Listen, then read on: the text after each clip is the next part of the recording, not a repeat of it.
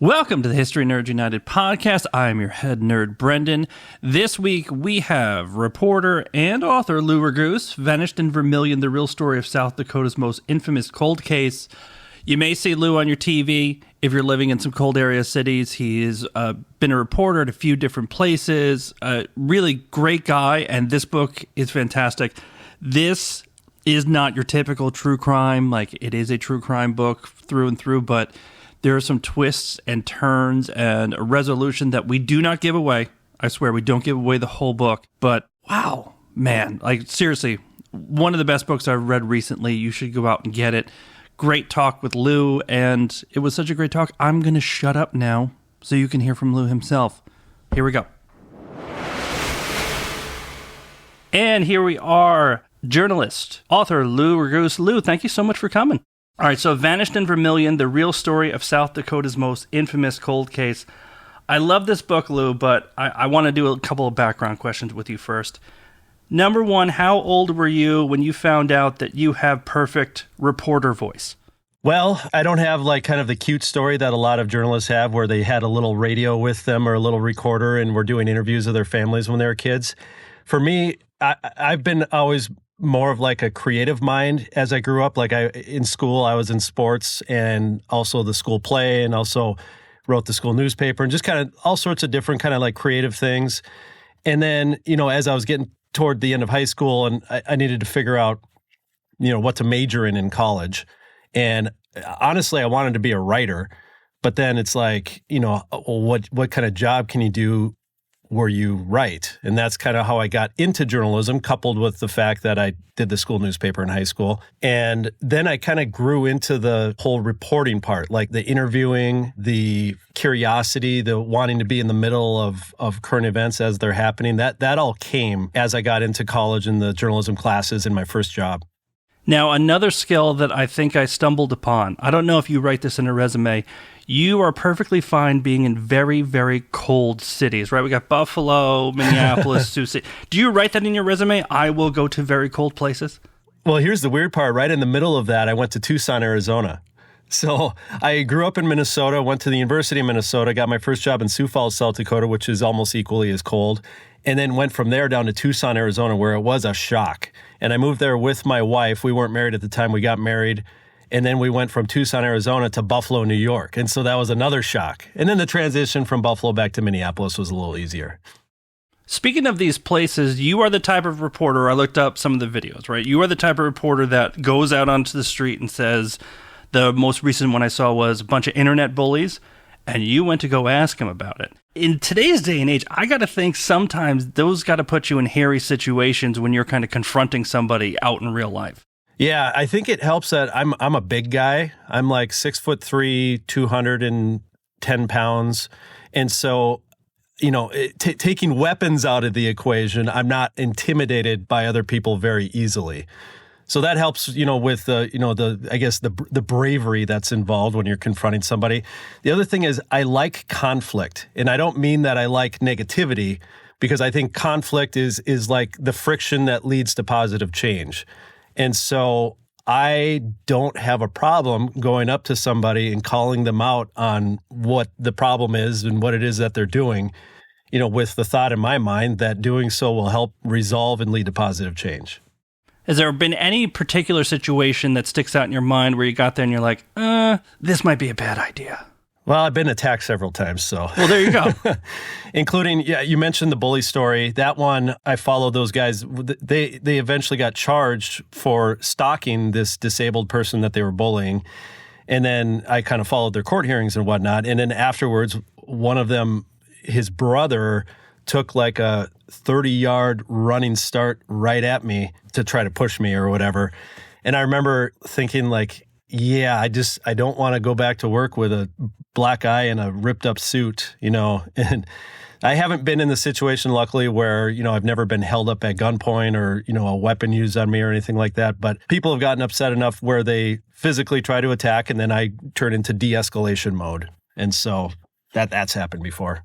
Well, I know from speaking to other journalists and reporters, there is a lot of, discussion about risk and everything like that before you actually go out into the world, right? Where it's like, hey, who is this person? what can we expect from them? I mean, is that something that you do every time you go out, or is it like, this is the story, this is my job, I'm going to go do it? Well, yeah, I do. I mean, I have a family, and, everything changes once you have people that you want to go home to at the end of the day. And I think that's why, a lot of those journalists that go overseas for war and stuff, a lot of times they are single and unattached. It's a lot easier to put your neck on the line like that. And I think you're always calculating, the risk when you go out on stories. Minneapolis, I was here when George Floyd was murdered and all the riots and unrest that followed that.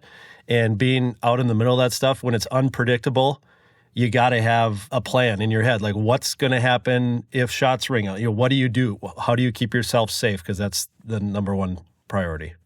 Well, switching over to your book, Vanished in Vermillion, how did you even come across this story? You already mentioned South Dakota. Is that where you first came across the story of Pam Jackson and Sherry Miller? Yeah, so my first reporting job was in Sioux Falls, South Dakota at a station KELO, which they call it Kello.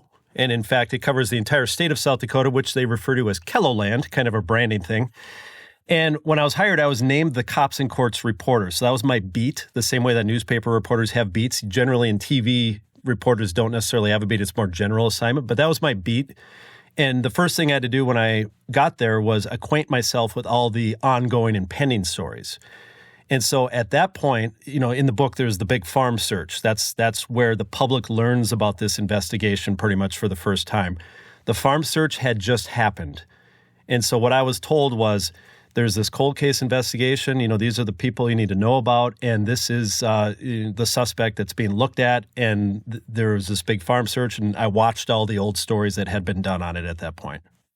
You call it a famous South Dakota cold case. Is this something that if you go into South Dakota and you bring up these two names, is that something people will know right off the top of their heads? Or is it a bit too far back? Because we're talking the 70s. Yeah, it's a bit too far back. The book is divided into three parts. The first part is the 1971, the original, what happened and how these girls were missing. The second part is the cold case part.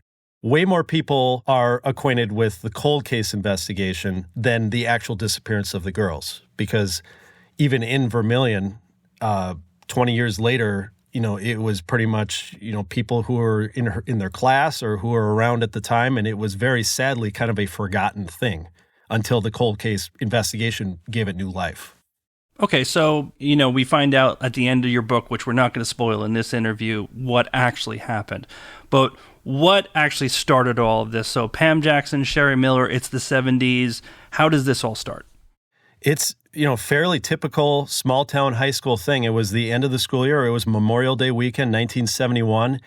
And these two girls were on their way to the end of the year party that was being thrown by the seniors. Being that it's a small rural area, they had a lot of their parties out in the country, and a common place was at a gravel pit. So a gravel pit would be, where they're scraping and digging into the ground, which creates kind of like a big pool or a big pond, and there's big mounds of gravel. And then that creates a lot of cover. So teenagers can drive their cars, off the main road back there. They can even have a fire and stuff like that, and people can't see it from the main road. And it's a common, secretive way that teenagers had parties back then and still continue to do so in these small communities. So I'm thinking Dazed and Confused, only much flatter.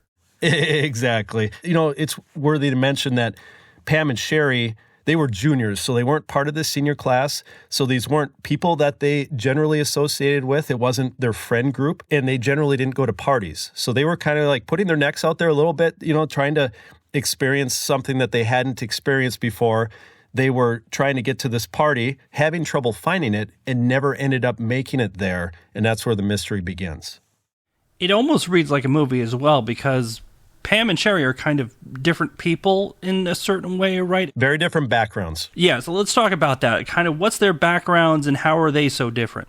So Pam Jackson was from a farm family, and especially in the 70s, farm families were more secluded than families that lived in the city. They don't have that, ride your bikes together all day long, and then when your parent yells out the door, time for dinner, you come in.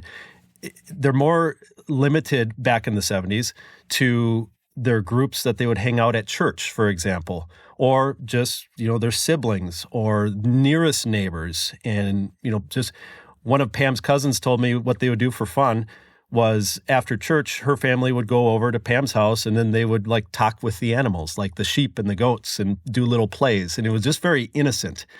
And so her family was a very conservative farm family, whereas Sherry Miller came from what they referred to back then as a broken home. Like her mom and dad were not together. Her dad was very abusive. Her mom, probably as a result of that abuse, became alcoholic and, somewhat abusive, at least verbally and emotionally in her own right, and kind of, went through various other men that she was with at that time. Sherry's older sister was also very troubled, obviously, as a result of that home life. And it was really astonishing that Sherry had her stuff together as much as she did. She was a pretty good student. She was popular. She held down a job at the local hospital, which Pam also worked there as well. Dakota Hospital was kind of like the biggest employer of women and teenage girls at that time. So it became kind of a social area where, a lot of the girls that were friends in high school they'd maybe start out as a candy striper volunteering and then get hired on either in the kitchen or helping out with the nurses. And so Sherry and Pam, very different backgrounds, but at the same time, they were similar in that they were pretty innocent and they were into innocent fun and sleepovers and stuff like that. Well, and also, the two of them weren't even actually best friends, too. Like, in your head, you're kind of like, oh, everything even you're saying right now, like, they're best friends. They were friendly, and they were friends, but this was also kind of a one-off situation. They weren't even necessarily supposed to be going to a party that night together, right? Yeah, so they had not made plans together for the night, and and this was part of, stuff that I learned for the first time as I started researching the book, because none of the stuff was in the public realm. It was just Pam and Sherry. Everybody assumed they're best friends and they disappeared together. That's all you really knew.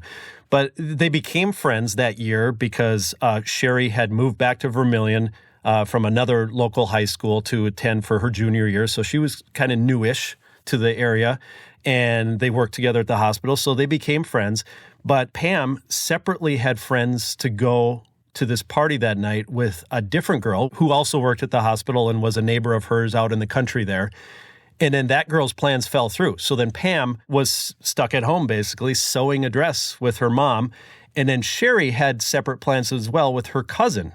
And her cousins got tied up with a babysitting job, so she couldn't go out with Sherry. So they ended up, by circumstance, connecting with each other that night and going out together that night. And it wasn't planned prior to that evening. And then just to highlight that these were two really good people, before they even head out to the party, they go to the hospital to visit a family member, right?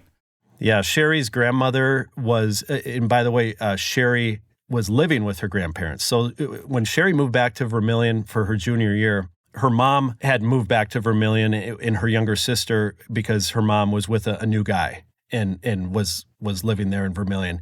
Sherry just said, enough is enough. I don't want to be a part of this household, and I'm going to live with Grandma and Grandpa, who also lived in Vermillion.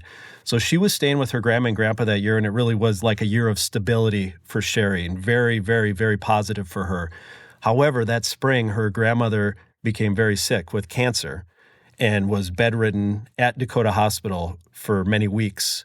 And on one hand, Sherry was able to be there because she worked there to help take care of her. So that was positive, but also, very sad that this woman that provided this stability for her as a 17-year-old was, reaching the end of her life. That was part of Sherry's plan with her cousin was, before I do anything tonight, we're going to go visit Grandma, and talk with her for a little bit. When Pam joined the mix and Pam and Sherry were going out together instead, they kept that part. And they went and they visited for a half hour with her grandmother. And there was a roommate in the hospital room who, also said, yeah, it's very obvious that Sherry is worried about her grandma and cares about her very much.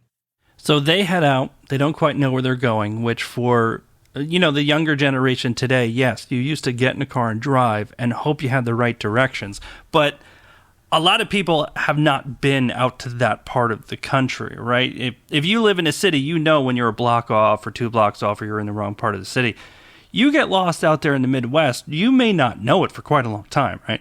Yeah, so Vermillion was a town of 9,000 people at the time. When you go out in the country, the roads are basically sectioned off in square miles. So every mile, there's a right or left turn you can take, and it's all these, think of a grid if you're looking overhead of square miles. And once you go on those gravel roads, a lot of them do look the same. And you don't have Google Maps, you don't have a cell phone, you maybe have a map in your car, which a lot of people did. But a lot of it involved running into somebody, getting directions from them, hoping those directions are good enough that you can follow them and reach where you're going. Think of it this way, too. Pam and Sherry hooked up because Sherry was making calls from home on the house phone. There's no cell phone. If you don't line up who you're going to go out with in 1971, you can only hope that you run into somebody and wave them over, kind of just, as you said, on Dazed and Confused, get them to pull over and make new plans on the fly. That's kind of how it worked back then. So they were driving around Vermillion after they visited Sherry's grandmother, trying to wave people over and get them to come along to this party that they were going to. They weren't able to get anyone to go with them, so they decided to go on their own, and that's where they started to get lost out in the country. Now, the last people to see them are just a couple of guys who were going to the party as well. They stopped to talk to them, and it's like, follow us, right? Yeah, and these happened to be classmates of theirs, even though this was the senior party that they were trying to get to. These three boys were juniors, and they were kind of like the star athletes who also drank at all the weekend parties, which, was not uncommon. So these guys, they were basically shocked to see Pam and Sherry trying to get to a drinking party, and at the same time, wanting to help them get there, and thought, well, that would be, a positive thing for them to branch out and hang out with the new crowd of people. And so they were happy to help them get there. They basically said, follow us. But then the twist is that those boys also got lost, and they were from the country and knew the roads. But again, think about the sun goes down, you turn 1 mile too soon or 1 mile too late, and all of a sudden all the roads look the same. And you can't even see where everybody is because, like you said, they're in a gravel pit, which means they're trying to, not be seen by the cops from the road. There's no beacon to follow. Yeah, it's a perfect storm of disappearing, which they do. Now getting to the second part of this, which, finding out what happened to the girls is super important, but a huge piece of this is how the police respond to the disappearance, right? So how does that even all start? When do the girls' families realize they're gone? How does the police respond? And this is extremely frustrating. It was frustrating for me to talk to everyone about and learn about. It's also hard to believe because you think about a teenage disappearance today, it's almost, by the book. There are press conferences, there are flyers handed out, there are organized search parties as well as volunteer search parties because people don't want to be told that they can't help when they want to help. The last people to see them are interviewed and everything like that. Back then, and granted, this was Memorial Day weekend, and it was the first real Memorial Day weekend where they set Memorial Day as Monday. Okay, so this happened Saturday night. The parents go into the police, and the sheriff's office actually is the one that they went to on Sunday, and trying to get them to pay attention. Well, the first thing they said is, they ran away, they'll be back. Just go home and stop worrying. This has happened before. And granted, 1971, there were more runaways than there are today. Think about the hippie era, for example. If there are teenagers that really don't relate with their parents at all, and there's these hippie communes, which were around even in South Dakota, believe it or not, it's not outside the realm of possibility. But it's frustrating that that's the first thing that the sheriff says and refuses to go look. So then these parents were left to look on their own those first few days. Which, reading true crime, and especially any true crime in the 70s, it seems very often that was the go-to, that they didn't really ask questions about, are these the type of girls that are going to run away? Does this make sense? Have they shown any indication to do it? Thinking about the serial killer on Cape Cod ran into the same thing where people disappeared and it's like, they're hippies. They're probably in San Francisco. But as you just explained, these are not the type of people that was going to run away like that. Yeah, I think that it's pretty clear that they looked at Sherry's family and thought, well, she's from a broken home. She's obviously a runaway. They didn't care to figure out who Sherry was as a person. She was stereotyped from the beginning. And then when it came to Pam, I think what they thought was that Pam's family was very conservative and very strict. And so a teenager would like to break away from that. And again, it was not getting to know Pam personally. It was putting her into a box and justifying not looking. Back then there was a lot more victim blaming as well. So think about a time that a parent was really worried and it turned out that it was a runaway. From the law enforcement perspective, it was a lot more probably victim blaming where it's like, well, see, look at that. You shouldn't have been worried. Your kid ran away. And so I think a lot of that probably carried over. And I guess maybe I'm just trying to explain why it wasn't just 100% pure laziness, but that's a possibility as well. basically there's the sheriff's office and then, there's kind of the local police too, which first of all, the sheriff's office, I'm not going to say, but you reveal something very soon after meeting the sheriff that you're like, holy cow, something's going on. I'll let the readers read that themselves. But then you have basically two sets of police that are both kind of like, yeah, we don't care. They probably just ran away. Yeah. Like, this isn't just one person saying, I'm not doing anything about it. This is a lot of incompetence. It was. There's a lot of questions of jurisdiction, and there's also a lot of, back then, cops don't like people from other jurisdictions stepping on their toes. It really probably should have been the police jurisdiction in the city. It should have been. But the parents went to the sheriff first, and then he kind of, okay, this is my case now. Nobody else can have it from me, but I'm not going to do anything about it, which is even more frustrating.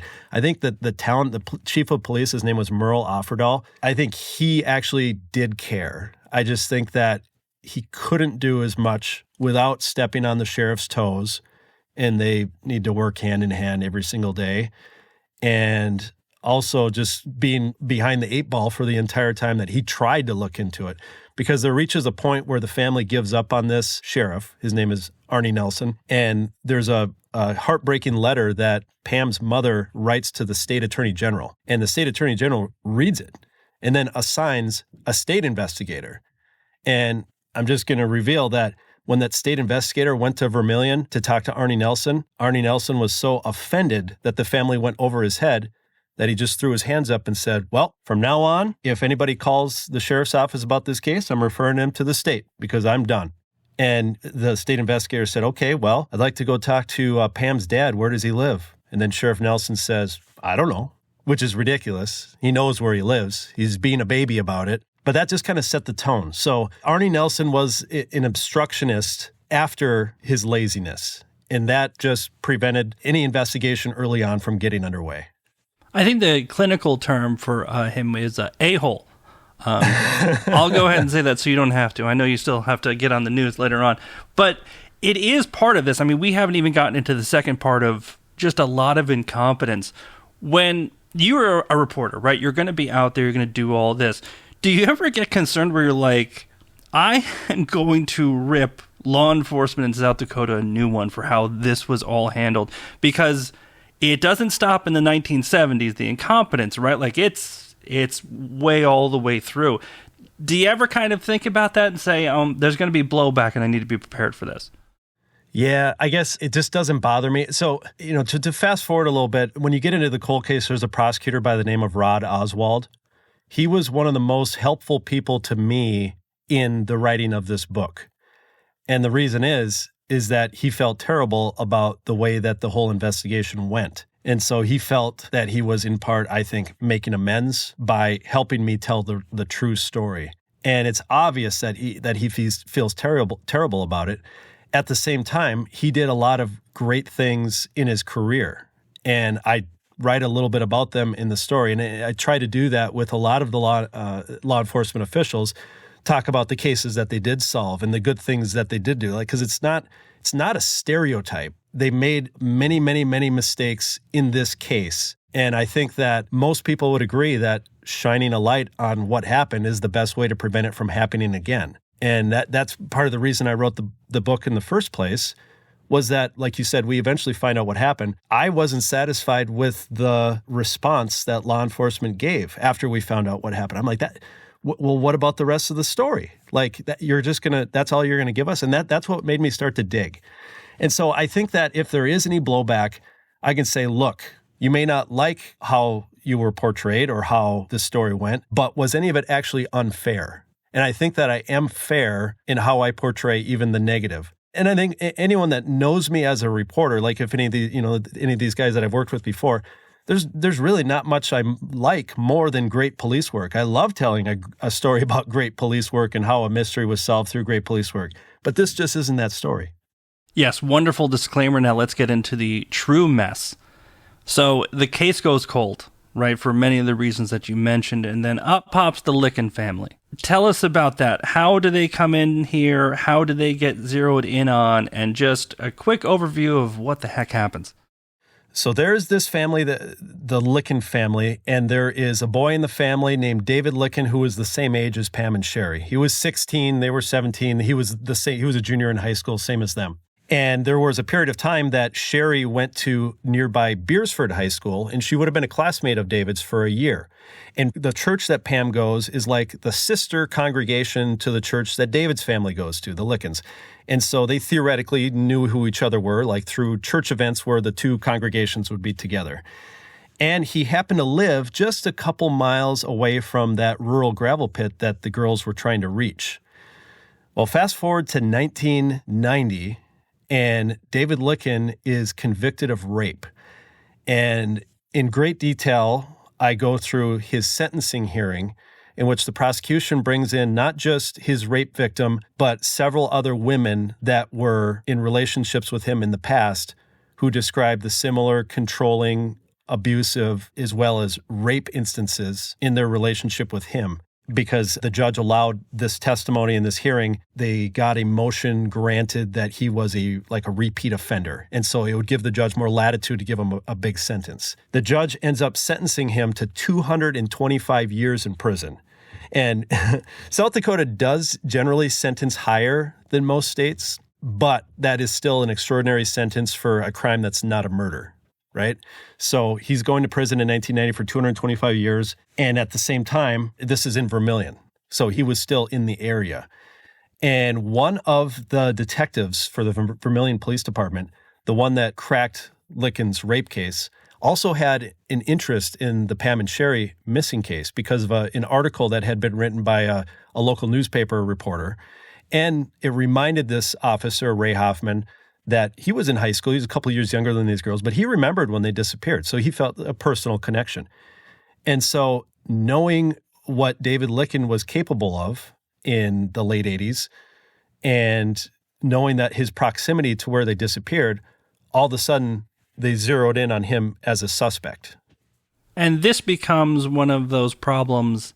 It's an issue of confirmation bias. Absolutely. He sees it, he says, rapist, these two women are missing. I think it was like 1.5 miles difference of where they were to where the farm is or something like that. Mm-hmm. And it just seemed like groupthink and confirmation bias reared its ugly head hardcore on this one. So how does a suspect get developed? It happens various ways in various cases, but there usually is either a hard piece of physical evidence that points them to this person or some sort of circumstance that makes it seem like, well, how could it really be anyone else? You know, like, for example, if a wife is killed and the husband hated her guts, it would be like, well, who else is going to kill her other than the husband who hated her? And that's how they zero in initially on a suspect. In this case, they didn't have the hard physical evidence, and they didn't have, a personal circumstance as to why he would do it. It kind of just was that he was a bad person in their minds. And that's why, he's got the capability of doing it. He had the opportunity because he was nearby. But then this begins where a lot of things start to go off the rails, because for a 16-year-old to make two other teens disappear, as well as their big old heavy car, it's almost impossible for a 16-year-old to do that alone. And so that would mean that it would take some sort of conspiracy within the family, whether it's taking part in the crimes or covering up the crimes. And so that's what investigators open their minds up to early on. We think David Licken did this, and we think his family helped him. Now, where do we go from here? Now, what I appreciate about your book here, don't get me wrong, I love true crime, even if it's 150 pages, just give me the high level. Especially in this part of the book, you go deep into the detail to try and make the police's case, to try and make it seem at least plausible, and it never comes together for me. Like, even the stuff, I can see you trying to say, like, this is what they were thinking, and this is why they went from A to B to C to, digging up a farm. But it just, the pieces are never fully there. To me, what I wanted to accomplish was a test for the reader, that you are seeing it unfold the same way that the investigators are seeing it unfold, and people who are in the know. And does your mind go there? Do you see it the way that they see it, or are you skeptical? And when, we're not going to give away the twists, but when it gets to that point, then how do you feel as a reader? Were you right in how you felt, or were you a part of the whole problem? in just the way that you thought about it and the assumptions that you made. And that's exactly why I wrote it the way that I did. And the way that it unfolds, I really felt like it also becomes a book about bullying, basically. Like this family is, and listen, we're not going to stick up for David. David did terrible things and he's where he should be. But the rest of the family gets pulled down and just bullied into damn near nothing. You know, they're getting ostracized because of this, all of these things. Did you kind of see it that way? Did you see it as the police were just doing what they did? Or did you start to think at some point, it's like, now they're just piling on? Two different things. I was there when it happened. And so I think the way that I saw it at the time, granted, I was a 20-something, very young cub reporter. I was looking at it through the lens of like that these people potentially were murderers. So then you ask yourself, how much grace or how much justice does someone deserve who has done a horrible thing? And it makes you think about the presumption of innocence. Like, do you actually, under in the law, you get a presumption of innocence, but in the public realm, do you? Like, not really. And so, I started writing this book when I was in my mid-30s. I'm 41 right now. I really saw it differently, and I was really able to see how wronged they were after I went back and after they opened up to me. When you're looking back at this, I started just looking up the articles, right, about what happened, right? As we talked about, we're not going to get into what actually happened, but there's a bunch of articles on it, right? So anybody who wants to read the book, if you want to ruin the ending, it doesn't ruin the book. It's still very much worthwhile. But I've noticed that the Lykken name is actually scrubbed from a lot of articles. That they'll tell the story and they'll mention a family, quote unquote, and things like that. Right. Is that something where they're trying to protect their privacy, or they try and not to make the police look too bad? Is that something? I think a little of all the above, as well as not making themselves look bad, because the media, including me and the organization I worked for at the time, put them out there front and center as these are the suspects. David is the charged suspect. The family is suspected in helping him. So then all of a sudden later on, do you just not mention them anymore, or do you admit? I think the Lykken family deserves justice, just as Pam Jackson's family and Sherry Miller's family do, for what happened to them. And I think part of that is making them a part of the story. I think a lot of people in the area, especially because they probably don't want police to look bad, like to think of it just as, this horrible story about what happened with Pam and Sherry, rather than including that whole element of it, because you can't talk about what happened to the Lykkens without talking about how the police messed it up. Your doubts about what happened in this story, as far as the Lykkens are concerned, did you start to doubt this story at all from the police side of things after the searches, or was it not until everything was kind of found out that it dawned on you like, oh, whoa, this is completely different than what I thought? It was pretty much after everything was found out. And we should maybe talk about a little bit of the evidence, because we're talking about people with very specific memories who came forward, and we're talking about jailhouse informants. And, maybe I had some skepticism about jailhouse informants because, these guys are always looking out for themselves and totally willing to lie. But when people start to come forward with things that they swear to God they remember happening, and there's really nothing else to go on other than memories and corroboration of memories by other people, I'm like, why would they say that unless it happened? And so I think that it shows you how a cold case, can be solved with DNA and new evidence being unearthed. But if you're going to rely on memories, you're in a lot of trouble. And I think that this book should be eye-opening. It was to me with the research I did into memory.